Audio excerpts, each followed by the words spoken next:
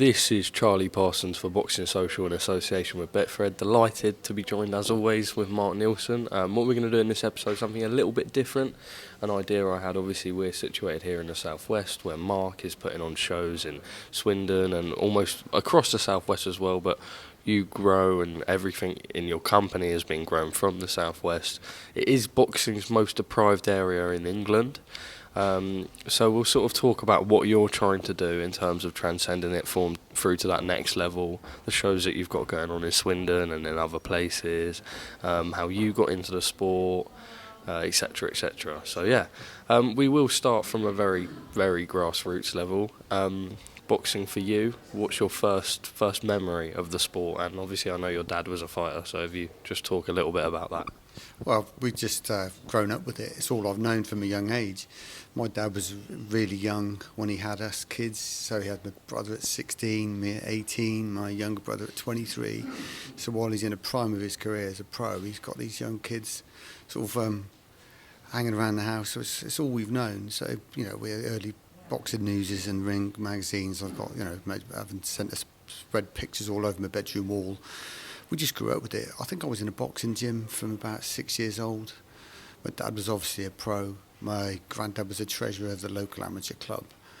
We used to go there. You know, I remember being on a Sunday morning, climbing the ladder to get to this loft gym in this back of a pub in Swindon from 6 or 7. First fight at 11. Last fight at 17 years old. You know, so we've just grown up with it. And of course, my dad, he's been a pro. He'd been a pro for 15 years. All the time we were sort of as kids and teenagers, which is pretty cool because he ended up, fighting Bruno and Joe Bugner and Frank Bruno on TV. Pretty cool at school for being a teenager with a dad like that all over the papers. And then for you, as an adult and sort of growing up, and obviously you said your last amateur fight yourself was at 17, so I suppose lacing the gloves wasn't full mark. But in you, sort of, I know you've done unlicensed stuff, and now sort of the last couple of years since I've known you, there's been a resurgence in the professional stuff. I mean, even from, like a year, 2 years ago, it was solely Swindon based, and now you're branching out in other areas. You managing and signing fighters, good prospects with good connections. How did sort of, first talk about the unlicensed, where did that first come about from, and how did you sort of launch yourself onto the boxing circuit as such? Well, it was all in the back of my dad, really. As an amateur, I said I stopped at 17. I wasn't that great. I won more than I lost. That was, some regional finals and whatevers, but there was sort of like a bit of a lull then. Sort of dad retired, went off, got a job. I got a job, did business, and I think in the early 2000s, my dad did a charity show.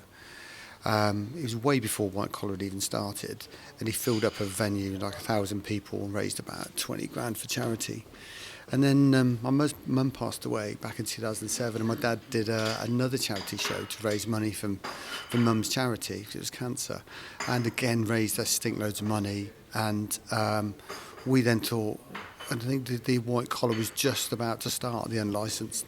So we did a show, I think, in 2008, and then we did one in 2009, which I fought on and beat the local undefeated White Collar tough guy. Brilliant.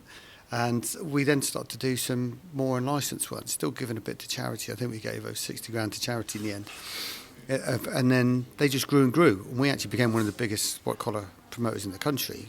Our biggest event, we had Phil Day, who's an ex-cruiserweight pro, who'd fought David Hay, against Sean Grant, an undefeated White Collar boxer in a cruiserweight championship. 2,000 people at a venue in Swindon. The local pro promoter at the time was looking at us thinking, how are you doing this? It looked like a pro show, paramedics, ring girls, lights, smoke. It was just, the production was brilliant. A couple of thousand people making an absolute stink load of money. It was just brilliant, giving a load of money to charity at the same time. And I remember getting to there was one show, and I think it was the pinnacle, it was that Phil Day, Sean Grant, and I just sat there and thought, I think I'm done with this now. I want to go pro. And I remember saying to my dad, I said, yeah, Dad, I think I'm gonna have a go, I'm going to go pro. And then I just had to start all over again, because with the White Collar and licence, I could have just, the numbers out of my phone book, I could have put on a show the following week. Because I just knew I knew all the boxers personally, I knew all the managed trainers. And then I turned pro when I got my promoter's licence, and then it was just starting from nothing. I didn't know anyone. I was having to build contacts, and we did our first show, I think 2016. It's Kelly Morgan for a WBC film female silver world title, and apart from the rest of the card, we were using other managers and other promoters' boxes who were just getting them out on our cards, and we were at the whim then of other managers just taking them off. We had a 4-fight card and another 4-fight. But within our first couple of years, we had a WBC female, we had a Commonwealth, we had a WBC youth, and an area titles, and we then started building. And momentum was going really well. Then obviously COVID hit, and since COVID came back, we're sort of back with a vengeance and have just gone from strength to strength. I was going to say that because obviously you talk about starting up and 2016 in the pro game.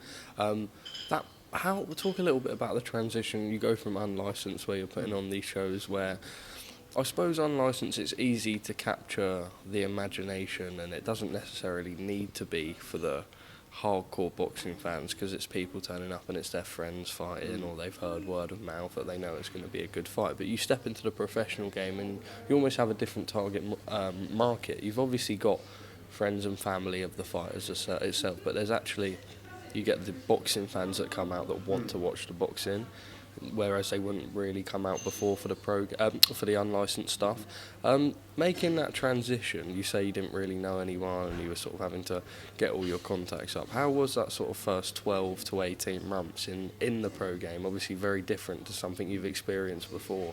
And what would you say was the thing that you learnt the most within that time, that you're sort of, now that you've got on lock moving forward, and sort of, like you say, post-COVID, there's been a real resurgence for yourself, and it's been, obviously, like we see, shows on Box Nation, your call shows, spreading across the country, whereas a couple of years ago, like you say, you didn't have the contacts, you had to sort of start from nothing as such. Well, it was completely different. They all wear boxing gloves, but that's about the only similarity. It was getting to the stage in the white collar where I was getting phoning me up saying, I want to box on your next show. I said, great, okay. And he said, yeah, but I want to get paid. And I said, this young lad, he said, yeah, I want to be paid 500 quid. I said, well, that's quite a lot. We normally pay 150 quid, 200 quid. He said, yeah, but this other promoter's offered me 500. I said, all right, well, what's your experience? Well, I've had 3 fights and I've won 2. And he said, yeah, and I want 6 people behind the scenes as well, because I've got my physio, my nutritionist, my massive. I thought, this is white collar boxing, 3 2-minute rounds. They've lost the plot. And if you see now, a lot of the white collar there, they've got all the kit there. They look like they're pro boxers, but they've trained for 3 weeks, a couple of hours a week, doing 3 2-minute rounds and getting a couple hundred quid. And I just thought, I'm done, actually. So the biggest difference was the professionalism. I mean, I'm a boxing fan, and we did build the white collar up really well, actually, because we were using some ex-pros and some really good calibre. There was some windmilling on the earlier part of the card, but, we had some really good boxing on some of it. But you go over to the pros, even the journeyman would give these white collar guys a lesson on the pros. The biggest difference is the money, because you made a lot of money on the white collar. You made a lot of money for charity. You come over to the pros, everything's more expensive. You're sticking a lot more noughts on the end. The cost of putting a purse, the venue, the British Boxing Board fees and sanction fees for titles, it's ridiculous. So we learn. I mean, I'm a businessman, so I know how to run a financial model, but it's so expensive to put on a pro show. So that first couple of years, we took a bath, we took a hit on, financially, but we knew we were investing for the future. So it was a big learning curve. We were, and because we didn't have our own boxers, we were reliant on other people. So they had a sort of, by the short curlies to a certain extent when it came to the money, and we had no choice. And so we were having to pay out to put these big fights on. We weren't necessarily getting a return in the footfall through the door of the ticket sales, but we learned.